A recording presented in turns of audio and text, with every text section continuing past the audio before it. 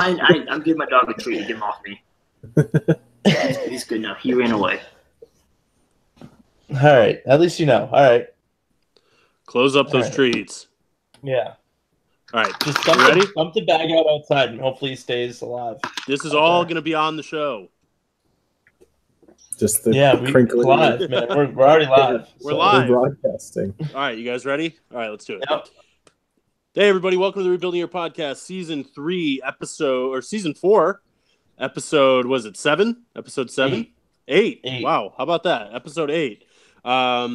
We are here with the regular gang, Wednesday night show. Probably going to be an unedited show, but we're going to talk about the upcoming Illinois game, maybe even peek ahead to the Ohio State game a little bit, do all our segments, see what else goes down. But, yeah, so as always, the Rebuilding Year is brought to you by MyBookie.com. And when you log on to MyBookie.com and use promo code YEAR25, you get a 100% match on your deposit plus $25, right?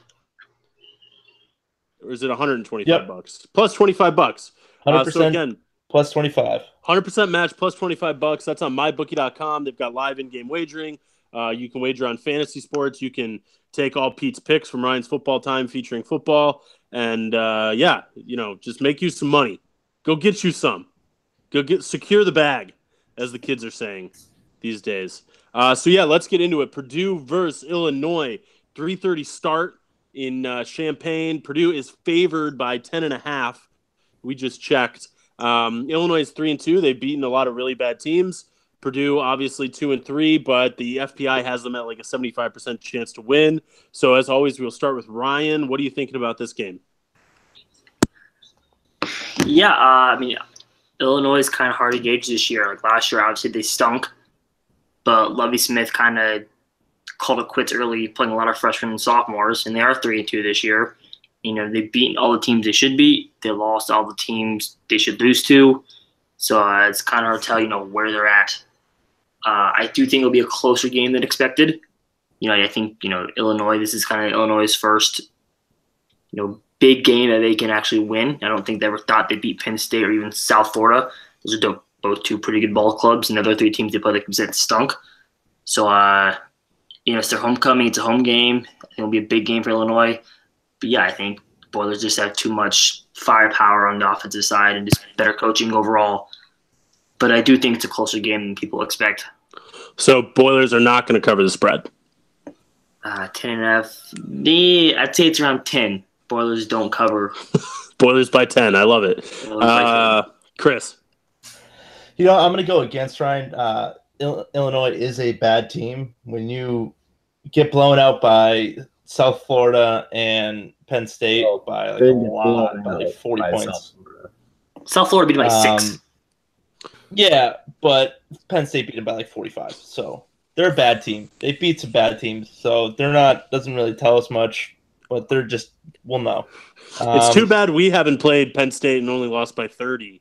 And then we could be like, yeah, it's, we're a better team. Much better. Yeah. Yeah. Yeah. But we'll get to that next week when we play Ohio State. Yes, we will. All right. The offense. If Simplot doesn't play, we have to have Blau. We have to have Blau playing. It's going to be an easy game. We'll cover probably 20 points. I think will be. Woo! Yeah. Optimism, baby. Well, the thing is, Illinois' defense is trash, and they can't throw the ball, which is Purdue's weakness. Also true. Pass, so I think their quarterback has 400 passing yards on the year. Yeah. Yeah, they have like 70 attempts, so they don't throw the ball a lot, and that's Purdue's weakness. To be a relatively easy game compared to the other ones that they played. All right, I love it, Peter. Yeah, I'm with Chris. I think this game's not going to be close. Blau he's looking good. We're slinging the ball all over the field, running it when we need to. I don't think Illinois in any way, shape, or form can stop our offense. So I think we're pretty safe on that front. And yeah, like you said, they've got they do have 2 quarterbacks that have played. So but they only have 750 passes. Well, their passing leader has 400 yards. Yeah, but either way, they're averaging they have 3 wide receivers over 100 yards, I think. Yeah. They're Okay. they're averaging 150 yards a game through the air, which is not good. So I think we're pretty safe on that front. And I mean, our run defense isn't good, but it doesn't completely suck like our pass defense. So yeah, I think we put a lot of points up on the board, and in front of a not even close to full Fighting Illini crowd. No way. We blow them out by like 20, 25. Yeah, I mean, going into this game, before I learned about how bad Illinois' offense was, I would have said that the only way that Illinois beats Purdue here is probably by getting into a big time shootout and then having the ball last. But I don't see Illinois being able to do that. It's like playing Army or somebody like that. They're going to run the ball every single play. That's hard to come back from if Purdue can build a 2-score lead or something like that and make Illinois have to throw the ball in the end of the first half, end of the second half, things like that. Then that makes teams like Illinois, Georgia Tech, Army, whatever, really hard to score. So as long as Purdue does what it did against Nebraska in Boston College, I don't see any trouble covering 10 points. I don't know if it's quite going to be 20. I would probably put it in around the 14-point range, but I think they'll win by double digits for sure. This came up. Ryan was talking about how big of a game it is for Illinois being their homecoming and all. Is this must-win territory for Purdue? We're now 2-3. Probably not where people want to be after the Northwestern and Eastern Michigan games, but is this where we can start putting must-win on games, or do they have room for error? We'll start with Chris. Looking at the schedule, they really don't have any room for error. If they're trying to get to a bowl game, they need to beat Illinois. They need to beat Indiana.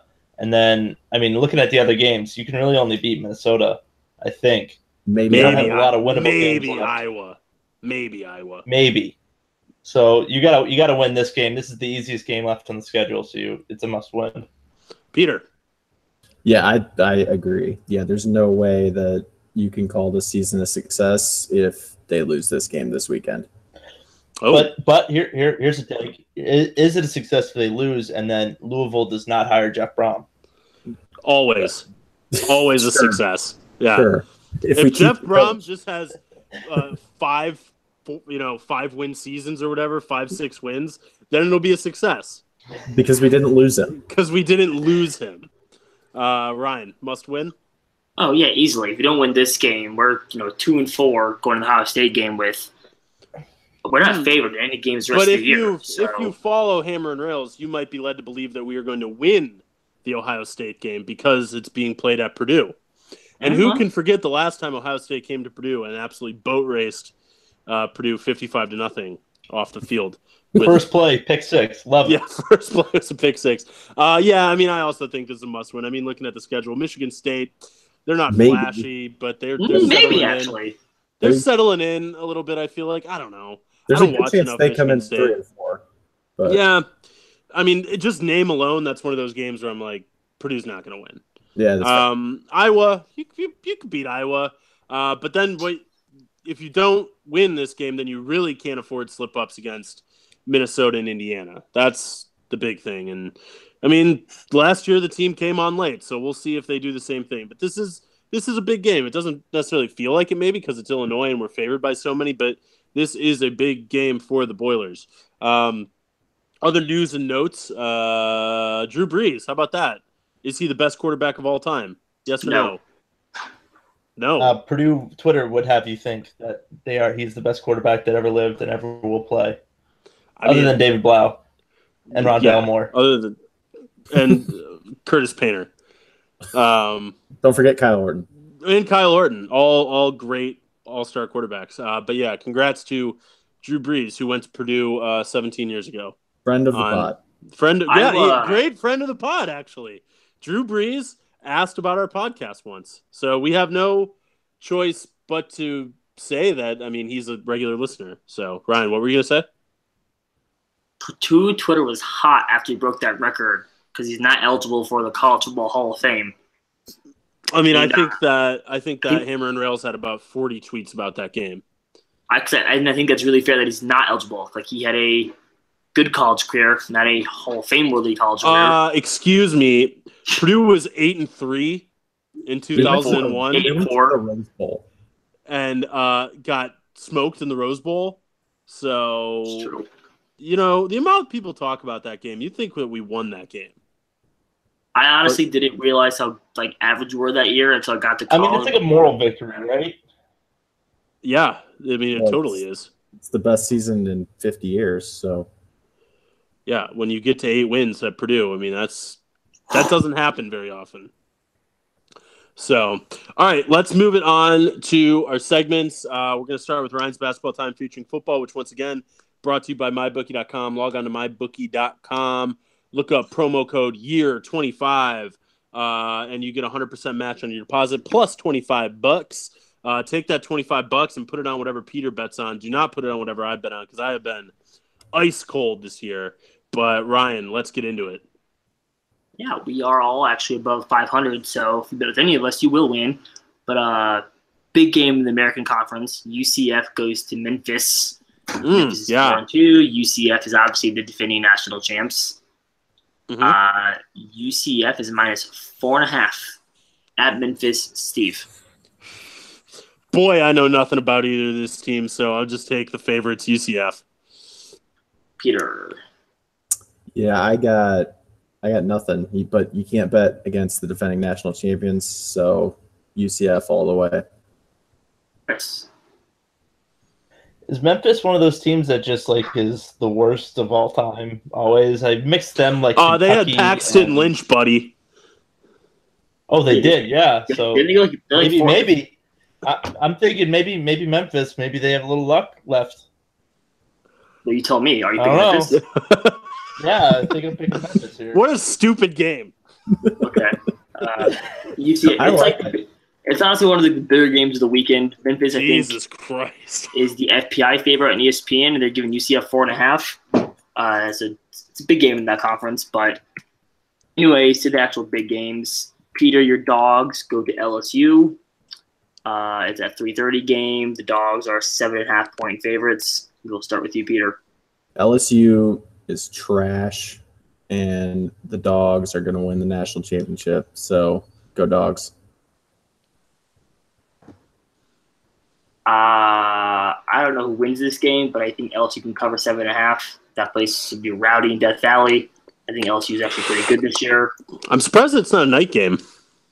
Yeah, that seems like a prime. Seems like a LSU definite primetime LSU Death Valley night game. Those SEC games, they like their daytime football.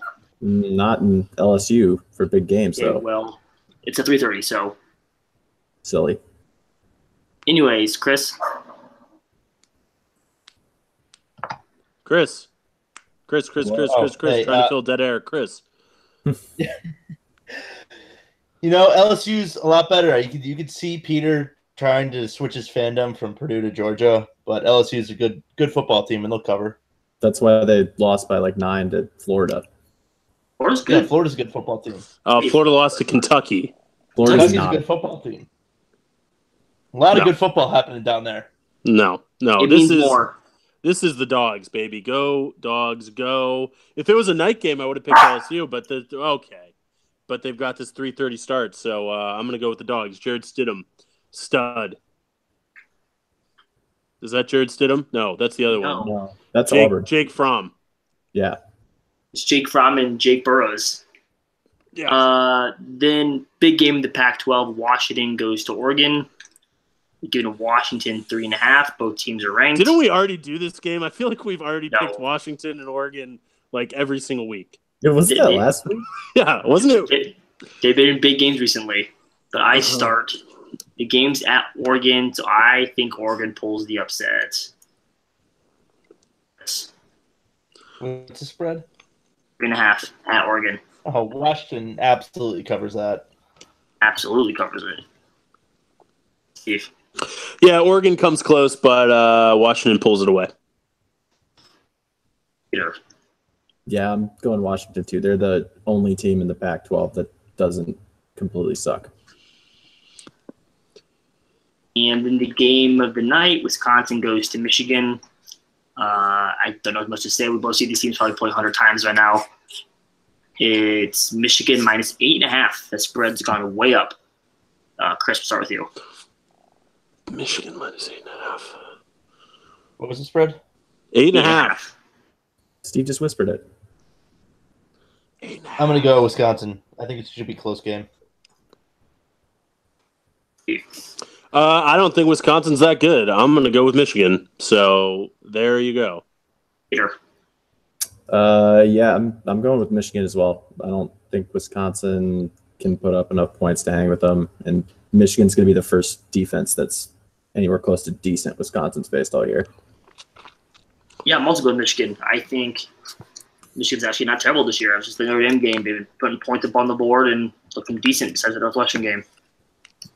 Yep. And last game of the night, undefeated Colorado goes to USC. Woo! Colorado's 19, USC's not ranked, but it is in the Coliseum, and USC's a 7.5 point favorite. So, Steve.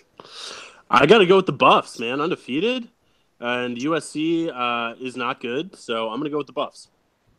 Peter.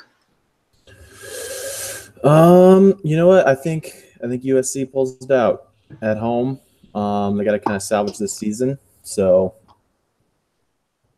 go Trojans. I will also go with the Buffs. I think the Buffs are legit this year. They look pretty good, and I think they can keep us in 7.5. Chris. Yeah, I agree with that. I think it's going to be a close game. Cool. Colorado. Interesting insight from Chris there. Do we know if their mascot's back? Because I saw he did hit himself in the groin with the T-shirt cannon. He's at a fine. game. So He's I hope recovered. he's fine. He's recovered? Okay, good. The kids are fine. Good. Ralphie. No, is Ralphie might be the live mascot. I don't know what the stuffed mascot. Oh, it's called Chip. Chip is the stuffed mascot. Okay. Got that out of my system. All right. So we're moving on to Peter's Beautiful Mind stat of the week. What do you got for us, Pete? So stat of the week this week, we're heading over to Tuscaloosa. So Tua Tagovailoa, Tua Tagovailoa, Sure. he's like pretty close to just like breaking just like how people rate quarterbacks. So a perfect passer QBR is 100. He has 98.5 on the season. Ryan, what are you doing? Quit feeding your dog. We're trying to do a segment. Yeah, come He's on. needy, man. He's needy. We're quiet when you're Yeah, doing we're your quiet when you have 5 minutes of dead air between your picks. All right, Facial. Peter, go Yeah. again. So his QBR so far is 98.5. He has not thrown a single interception all year, averaging 15 yards per attempt, 75% pass completion. I don't know.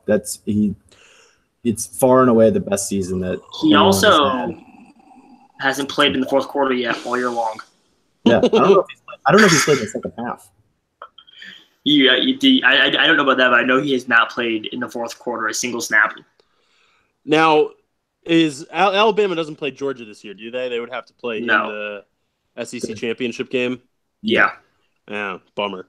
I mean, Alabama, I sort of think Ohio State might be able to give them a game just based on how Ohio State plays and their high-scoring offense. But, I mean, Tua is unreal. Just going from a spot appearance in the national Natty. championship game to now being the greatest college quarterback of all time is pretty nuts. And you know this dude's not going to have an NFL career of any mention or note, but that is crazy that he's not thrown an interception all year. Wow. Maybe it's because he doesn't play in the fourth quarter. So, there's no garbage time for him. Yeah. And then Yeah. other fun fact, the second best season of all time so far is Kyler Murray of Oklahoma. So He's good. 2 historic seasons in progress. You got to think, though, with Kyler Murray that he regrets not playing for the A's and getting eliminated in the wild card game against New York. Maybe they would have made it if he was playing. Interesting. Maybe. That's an interesting thought. Yeah, for sure. Good job. All right, who's doing the loser segment? You, me, and Peter all tied. So, All right, well, I don't have a prayer of anything, so it's between you and Peter. Yeah, Peter, I you don't get have it, buddy. anything either. I don't have anything. Oh, my God. This is rough. Somebody think of something quick. Don't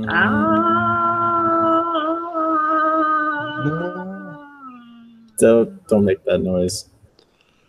Huh? That new Anybody? Halloween movie. What do you think about them remaking classics? It's stupid because that's all that everything is now in pop culture is just taking something Movies. that was already made and remaking it because you know you're gonna have a built-in audience and you're guaranteed probably $50 million. Yeah, And you take your money and run. I don't like it, but I understand it. Didn't they just make another one like 5 years ago? Rob Zombie made one when we were in high school. Yeah. Because now was pretty Disney is just now making live Disney's remakes. just turning out all these live action remakes. Well, like, so they made The Jungle Book, which is like, okay, cool, whatever. I saw it made like $1 billion. And now they're making a Mowgli movie, which I thought that's what The Jungle Book was, but Mowgli. But no, now they have a whole separate, just like Mowgli thing going off. And they're Disney owns doing- Marvel now. They're doing live action, and basically every Marvel movie is just a remake of the last Marvel movie. Yeah. You know, True. and they're doing the live action Aladdin. They're doing live action Lion King. And guess They did what? I'll live see them action all. Beauty and the Beast.